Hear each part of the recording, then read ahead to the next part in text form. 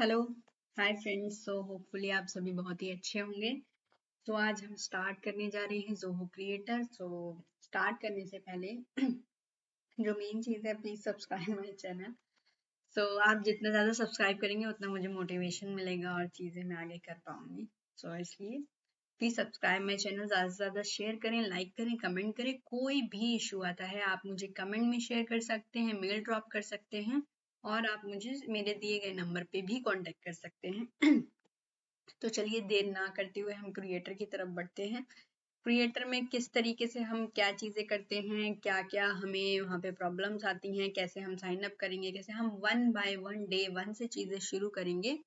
तो आप अगर इस सीरीज के साथ जाते हैं वन बाय वन, मैं इतनी शॉर्ट ही दे दूंगी कि आपको क्रिएटर में जब आपका बेसिक क्लियर हो जाएगा तो फिर उसमें प्रॉब्लम्स आने के चांसेस थोड़े कम हो जाते हैं।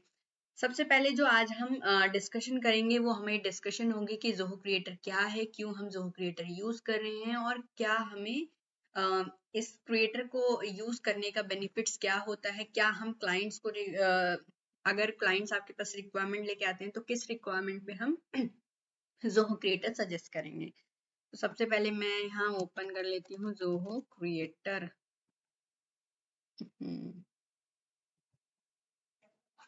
ये है जोहो क्रिएटर। जैसे ही आप गूगल पे जोहो क्रिएटर टाइप करेंगे, टाइप करने के बाद ही आपको तुरंत यहाँ पे एक लिंक मिलेगा, स्टार्टिंग में ही मिल जाएगा, उस पर क्लिक करना है आपको। ये पूरा ही हमारा जोहो क्रिएटर के बारे में आप यहाँ पे देख सकते हैं। सारी जो भी इन्होंने जोहो ने जो भी वेबसाइट पे चीजें और कंटेंट डाला हुआ है वो सब आपको जोहो क्रिएटर की साइट पे मिल जाएगा। डीप नॉलेज के लिए हम आगे फर्दर लर्निंग करेंगे यहाँ पे। सबसे पहली चीज आती है जोहो क्रिएटर क्या है। जैसे कि मैंने एक सीरीज ऑलरेडी कंप्लीट करी हुई है जोहो सीआरएम की। तो जोहो सीआरएम में चीजें क्या आती हैं कि हमारे पास ऑलरेडी एक सेल्स का सीआरएम है जिसकी हम कस्टमाइजेशन कर रहे हैं और जिसको हम अपने as per the requirement modify कर रहे हैं और कस्टमर को उसके अकॉर्डिंगली हम उसके सिस्टम को मैनेज कर रहे हैं, जिसमें हमें अगर जरूरत पड़ रही है तो हम उसमें फंक्शन राइटिंग भी कर रहे हैं, वर्कफ्लो भी लगा रहे हैं, थर्ड पार्टी इंटीग्रेशन भी कर रहे हैं, जो कि मैं ऑलरेडी सीआरएम की प्लेलिस्ट में एक्सप्लेन कर चुकी हूँ। अगर आपको सीआरएम में थोड़ा बहुत भी इंटरेस्ट है या आपको थोड़ा बहुत भी चीजें हैं तो आप सीआरएम के प्लेलिस्ट भी देख सकते हैं। मैं वो डिस्क्रिप्शन में शेयर कर दूंगी तो आप वहां से जाके भी उस प्लेलिस्ट को कंटिन्यू कर सकते हैं। इसके बाद फिर हम क्रिएटर के अंदर जब हम बात करते हैं तो सीआरएम में हमारा क्या होता है कि ऑलरेडी चीजें बनी हुई हैं हमारी, जिसमें हम कस्टमाइजेशन करते हैं और उसकी रिक्वायरमेंट फुलफिल कर देते हैं। अब प्रॉब्लम आती है कि अगर किसी की रिक्वायरमेंट आती है जो कि किसी भी सीआरएम से मैच नहीं करती है, जैसे कि मैंने बताया था इंट्रोडक्शन वीडियोस में कि जोहो सीआरएम और जोहो क्रिएटर जो हैं वो जोहो के जितने भी सीआरएम्स हैं और जितने भी एप्लीकेशंस हैं वो हर एक पर्टिकुलर सर्विस के ऊपर सीआरएम बने हुए हैं। जैसे कि अगर मैं जोहो पीपल की बात करूं तो वो अटेंडेंस के लिए है, जोहो रिक्रूटर की बात करूं तो वो हायरिंग ऑफ कैंडिडेट के लिए है।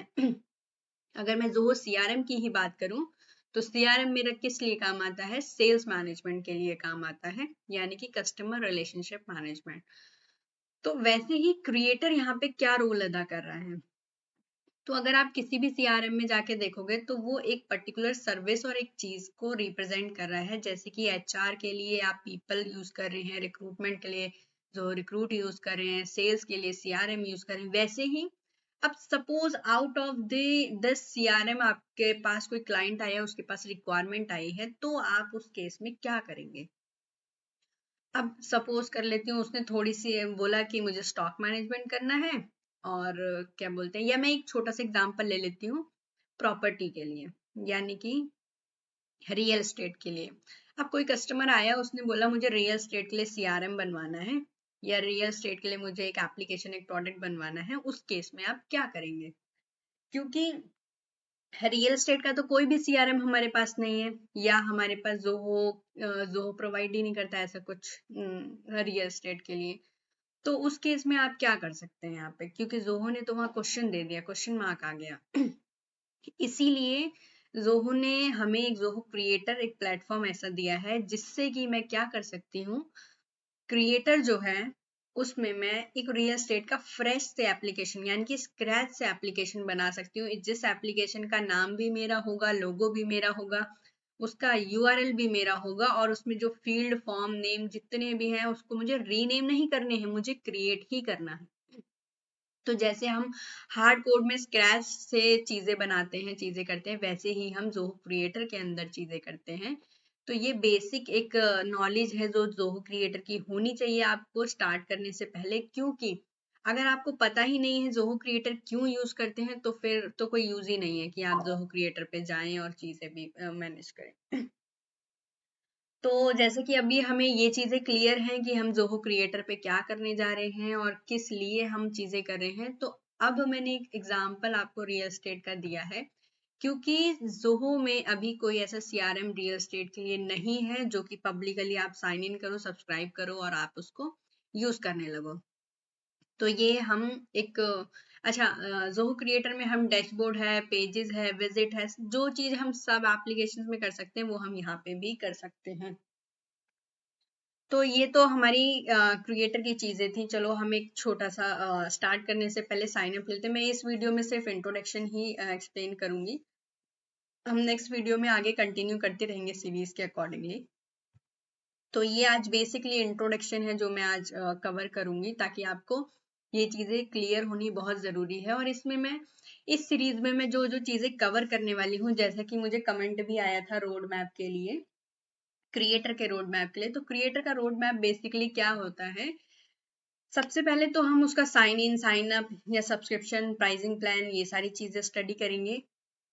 उसके बाद हम मूव जो करेंगे वो करेंगे फॉर्म के ऊपर, यानी कि फॉर्म कैसे बनते हैं, कितने तरीके से फॉर्म बनते हैं, इंपोर्ट करना, फिर उन फॉर्म के डेटा टाइप्स पढ़ेंगे कि कैसे कैसे डेटा टाइप्स होते हैं। डेटा टाइप्स के बाद हम उसके फील्ड्स की कस्टमाइजेशन, ड्रैग एंड ड्रॉप कैसे हम कर रहे हैं, ये सारी चीजें पढ़ेंगे।